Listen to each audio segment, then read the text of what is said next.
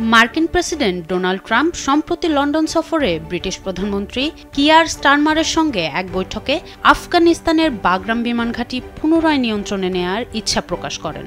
তবে ট্রাম্পের এই পরিকল্পনা সরাসরি প্রত্যাখ্যান করে দিয়েছে কাবুলের তালেবান প্রশাসন।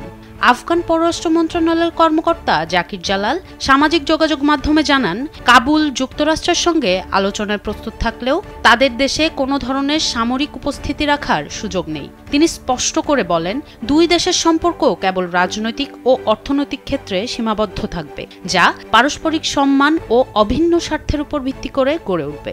কোনো অবস্থাতেই মার্কিন সেনাদের আফগানিস্তানে আর ফিরে আসার সুযোগ দেওয়া হবে না। ওয়ালটন এখন দেশের সীমানা পেরিয়ে পৌঁছে গিয়েছে 50টিরও বেশি দেশে। ওয়ালটন, ঘরে ঘরে বিশ্বজুড়ে।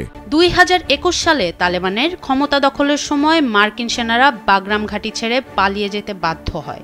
এই ঘাঁটিটি চীনের পারমাণবিক স্থাপনার কাছাকাছি হওয়ায় এর কৌশলগত গুরুত্ব অনেক বেশি। 2 দশকের মার্কিন দখলদারিত্বের সময় এটি যুক্তরাষ্ট্রের সামরিক কার্যক্রমের কেন্দ্র ছিল এবং এখানে একটি কুখ্যাত কারাগারও ছিল।